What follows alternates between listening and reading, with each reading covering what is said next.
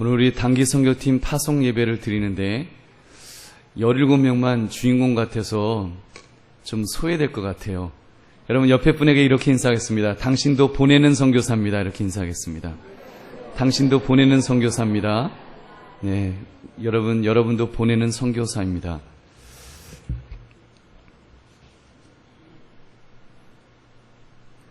요셉의 인생을 보면 두 가지를 이야기할 수 있을 것입니다. 하나는 참 파란만장한 고생하는 인생을 살았다는 것이고, 또 하나는 베푸는 인생을, 그렇게 풍성한 인생을 살았다는 사실입니다.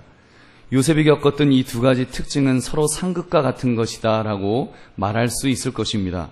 베푸는 인생은 평탄하고 넉넉한 사람이 해야 맞을 것 같고, 파란만장한 인생을 산 사람은 악바리가 되어서 이를 악물고 자기만을 위하여 살아야 할 것 같습니다.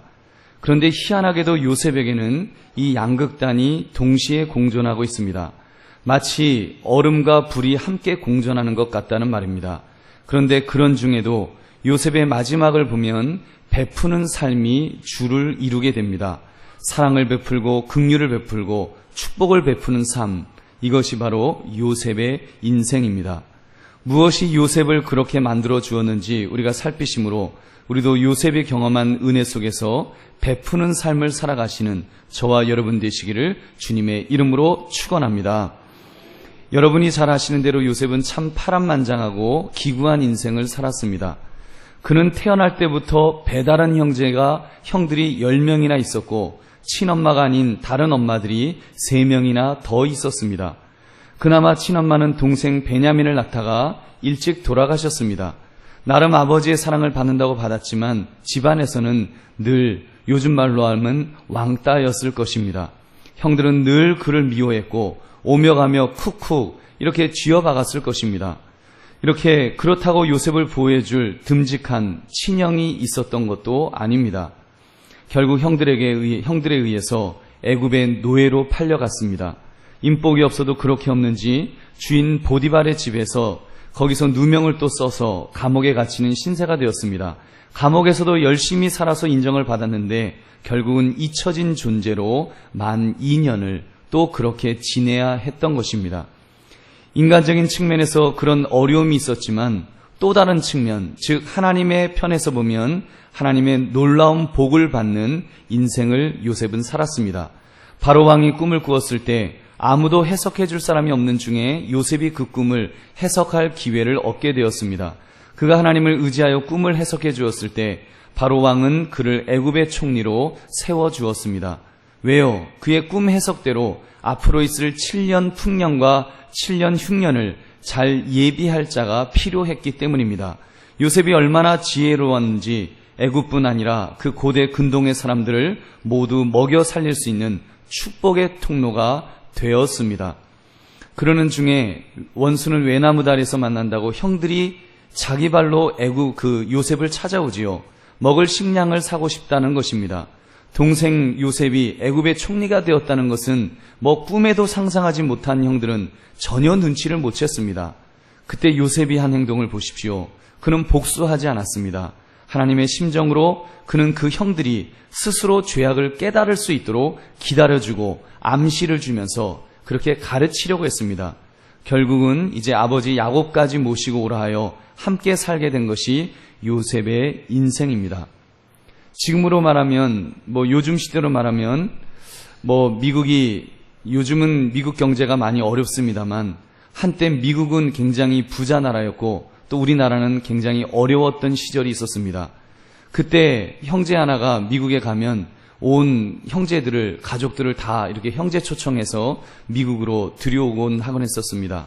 더 풍요로운 나라 미국으로 형제 중 하나가 이민을 가면 다 따라가는 형제 초청을 하는, 어쩌면 그런 모습이 바로 지금 요셉의 모습이 아닌가 이렇게 생각해 봅니다. 이제 세월이 흘러서 요셉의 아버지 야곱이 죽게 되었습니다.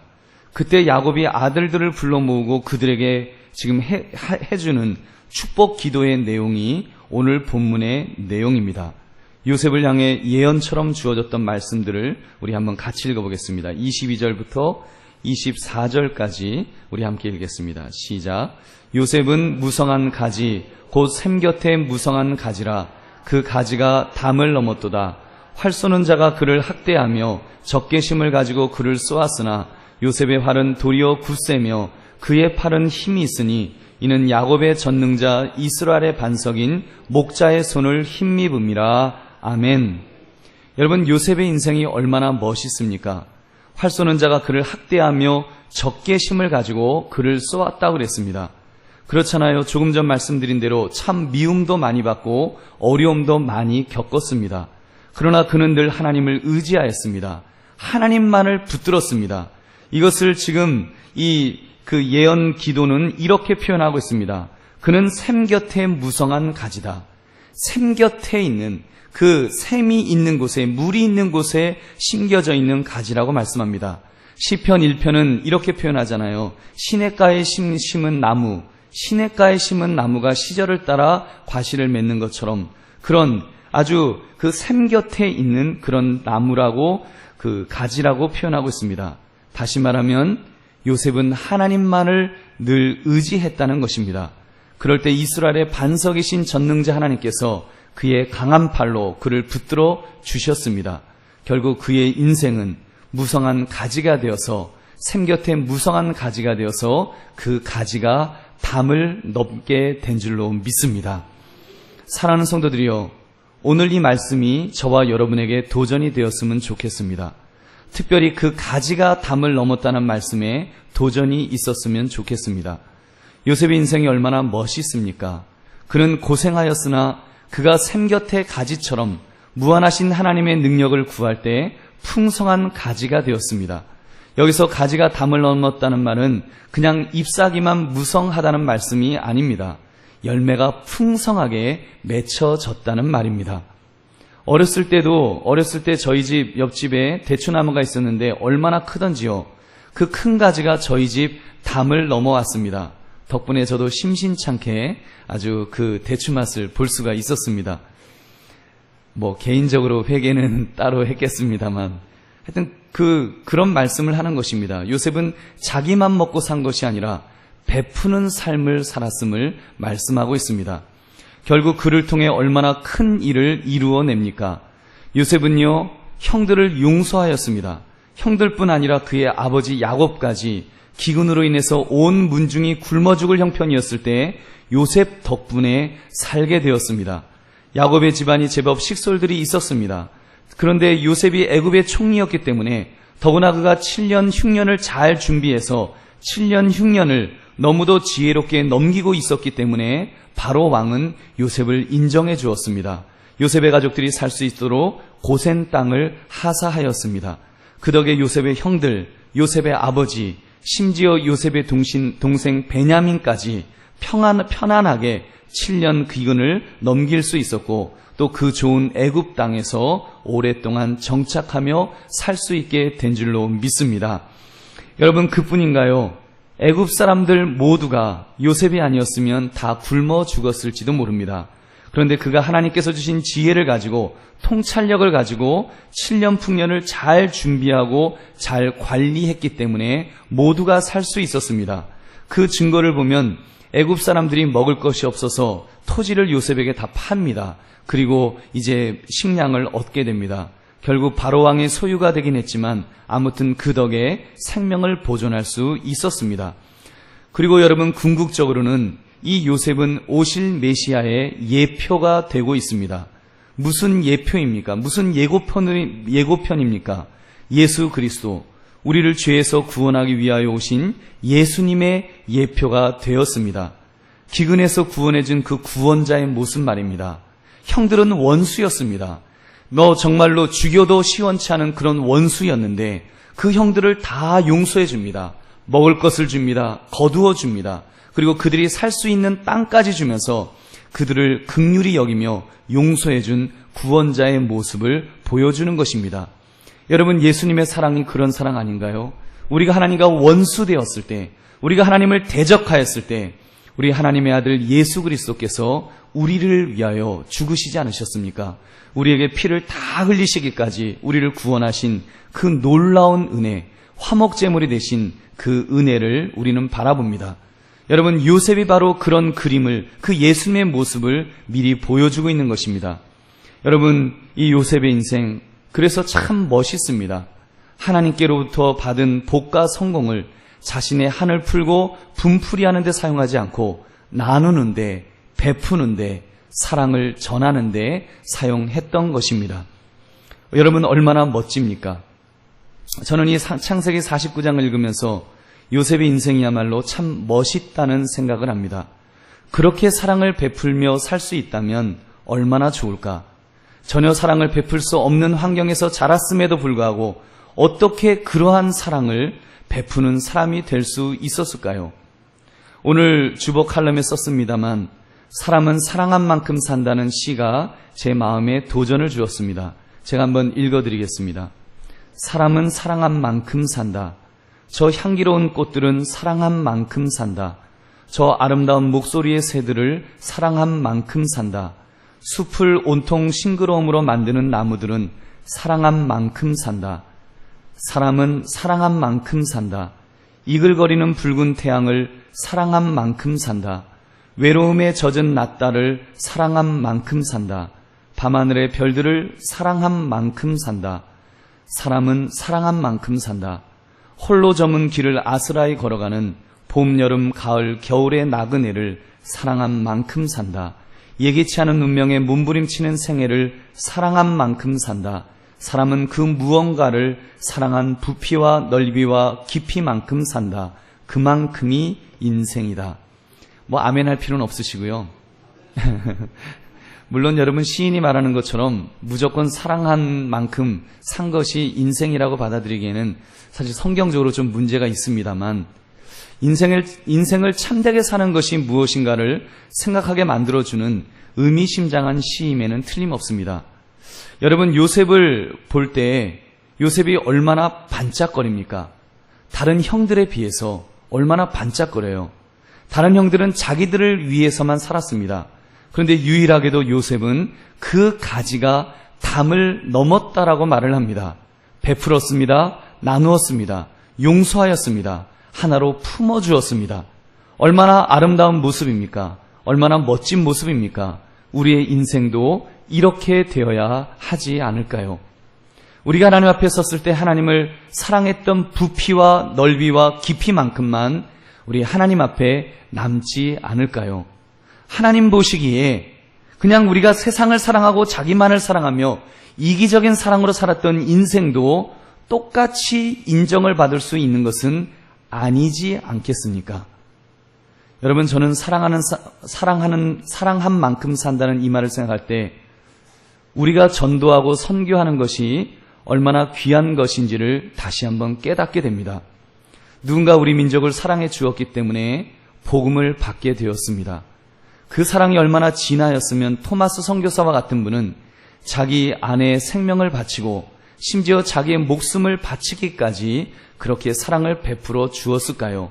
그가 베풀었던 사랑으로 인해서 천국에서 얼마나 큰 사람으로 지금 인정받고 계시겠습니까? 저는 그 사랑을 우리가 복음 전하는 일에 사용했으면 좋겠습니다. 가까이 있는 분들부터 먼 해외의 다른 민족까지 복음을 전하는 일에 우리가 쓰임받기를 원합니다. 사실 여러분, 왜 전해야 합니까? 우리가 그들에게 개인적으로 우리가 빚을 졌기 때문에 그들에게 복음을 전하는 것은 아니지 않습니까? 그 영혼들이 불쌍해서 전해야 되겠지만 동시에 우리의 삶이 더 사는 것처럼 살기 위해서도 우리 전해야 되지 않겠는지요? 사람은 사랑하는 것만큼 산다고 합니다. 사람은 하나님을 위하여 사랑을 베푼 것만큼, 하나님을 위하여 하나님을 위해서 그 사랑을 베푼 것만큼만 어쩌면 하나님 앞에서 살았다라고 인정받을지도 모릅니다. 우리 이 진리를 분명히 붙들어야 합니다. 먼저는 여러분들이 품고 있는 태신자들에게 그 사랑을 쏟아 부었으면 좋겠습니다. 가까운 가족들도 있을 것이고 먼 친척들, 친지들, 지인들도 있을 것입니다. 그분들에게 여러분이 무슨 신세를 졌기 때문에 복음을 전하라는 것이 아닙니다. 무조건적으로 우리가 먼저 사랑을 받았기 때문에 또 주님께서 사랑을 베풀기를 원하시기 때문에 사랑을 베푸시기를 주의 이름으로 축원합니다. 그리고 오늘 단기 선교 파송 예배를 드리며 우리와 아무 상관이 없지만 하나님이 사랑하라 하시기에 순종하며 나아가는 우리 위구르 우리 팀에게 정말 그 영혼들에게 우리의 사랑이, 여러분의 사랑이 이렇게 쏟아 부어주시기를 주의 이름으로 축원합니다. 이것이 가지가 넘는 삶이 아니겠습니까? 우리와 아무 상관이 없지만 복음을 전하러 가는 것입니다. 우리라고는 살기가 넉넉할까요? 요즘처럼 어렵다고 아우성치는 이런 때에는 낭비로까지 느껴질 수도 있습니다. 우리나라가 언제부터 이렇게 잘 살았다고 해외까지 가야 하는가? 혹시 그렇게 생각하는 분은 안 계실런지요? 그렇지 않습니다. 한 영혼이 천하보다 귀하다고 할 때 그것은 가치가 있습니다. 특히 이슬람권에 정말 선교사님들도 가기를 꺼려하는 곳입니다. 선교사 지망생들도 가고자 하면 가급적이면 이슬람권은 피하려고 합니다. 이슬람이 아닌 지역, 기왕이면 영어권에, 기왕이면 좀 다른 곳에 이렇게 가기를 원합니다. 더군다나 이 위구르는 얼마나 척박한 땅입니까? 그렇게 이렇다 할 좋은 기후를 갖고 있는 그런 땅도 아닌데 정말 그런 곳에 복음을 전하기 위해서 우리 가는 팀원들 하나님의 사랑을 갖고 가시기를 주의 이름으로 다시 한번 축원합니다. 여러분께서 특히 이슬람권 선교는 숫자로 보면 안 됩니다. 결실로만 보면은 실망하고 돌아올지도 모릅니다. 한 영혼이라도 전도되는 것으로, 정말 한 영혼이라도 그 마음속에 복음의 씨앗이 심겨지는 것으로 기뻐하고 즐거워하시기 바랍니다. 성령께서 여러분을 통해서 역사하여 주실 줄로 믿습니다. 이것이 바로 가지가 담을 넘는 저는 모습이라고 믿습니다. 사랑하는 성도들이요, 저는 우리 선교팀 17명의 대원들이 이번 선교뿐만 아니라 삶 전체가 가지가 담을 넘는 삶이 되시기를 축원합니다. 그냥 우리 17명의 대원들 중에는 우리 인솔하시는 목사님도 있고 두 분 장로님들도 계십니다. 권사님, 집사님, 그리고 청년들, 청소년들까지 있습니다. 저는 여러분들의 삶이 앞으로도 정말 여러분의 인생 속에 요셉처럼 가지가 담을 넘는 풍성한 삶이 되시기를 다시 한번 주의 이름으로 축원합니다. 여러분, 우리 보내는 우리 성도들도 마찬가지입니다. 또 가시는 분들도 마찬가지입니다. 다 삶이 넉넉하지 않지만 복음을 베풀고자 하는 마음에서 우리가 함께하는 이 모습이 얼마나 참 아름다운지요. 그렇게 삶은 하나님께서 우리 모두를 축복의 통로로 만들어 주실 줄로 믿습니다. 이번에 우리가 이렇게 선교팀을 보내면서 한 몇십만 원 정도를 헌금을 하셨습니다. 요즘 참 어려운데도 어려운 분들도 참 많은데 봉사로 또 기도로 관심으로 또 이렇게 물질로 이렇게 후원하시는 여러분들, 하나님께서 우리의 삶을 이렇게 가지가 넘는 삶이 되어질 때 우리 하나님께서 더 많은 것들로 참으로 채워주시고 복부어 주실 줄로 믿습니다. 우리 한강교회가 또 우리 한강교회 성도들 모두가 가지를 넘는 그런 풍성한 삶을 사시기를 주의 이름으로 축원합니다. 먼 훗날 우리가 천국에 갔을 때 위구르의 영혼들이 우리에게 와서 우리에게 복음을 전해주어서 너무 고맙다고, 정말 그때 당신들이 복음을 전해주었기 때문에 그때 마음이 움직여서 내가 예수님을 믿게 되었노라고 고맙다고 감사할 날이 분명히 올 줄로 믿습니다. 우리 17분들만 칭찬 듣는 것 아닙니다. 우리 한강교회가 듣게 될 것이고 또 후원하는 모든 성도들이 보내는 선교사로서 그 감사 인사를 듣게 될 줄로 믿습니다. 물론 제가 담임 목사니까 저에게 많이 와서 인사하겠지요. 여러분, 이런 인생이 정말입니다. 이런 인생, 우리만, 나만, 내 가족만, 우리 교회만, 우리나라만, 우리 민족만 이렇게 하지 않고 참으로 다른 민족에까지 정말 우리의 마음을 넓히고 지경을 넓히면서 우리의 가지가 담을 넘어서 이제는 우리 집의 집담만 넘은 것이 아니라 참으로 이 지역의 담을 넘고 국가의 그 국경의 담을 넘고 해서 이렇게 더 넓은 곳으로 이렇게 가지를 뻗쳐서 그리스도의 사랑을 전할 수 있다는 것, 여러분 얼마나 귀합니까? 이렇게 참으로 생명을 살리는 일에, 풍성함을 나누어주는 일에, 가지가 담을 넘는 일에 쓰임받으시는 또 그런 인생 되시는 우리 모두가 되시기를 주의 이름으로 축원합니다. 우리 함께 기도하겠습니다. 오늘 말씀 생각하시면서 주여 참으로 오늘 이 말씀처럼 가지가 담을 넘는 이런 삶이 되게 하시고 또 이런 교회가 되게 하시고 우리 모든 성도들이 가지가 담을 넘는 삶이 될 수 있도록 참으로 우리의 삶이 하나님 안에서 풍성하게 되게 하여 주옵소서. 우리 특별히 우리 떠나는 우리 단기 선교팀 우리 17분들 성령의 기름 부으시는 은혜를 주셔서 참으로 성령 충만 은혜 충만함 속에서 주의 사역 감당하고 돌아오실 수 있도록 눈동자같이 지켜주시고 함께 해달라고 우리 주여 두 번 외치고 우리 함께 통성으로 기도하겠습니다.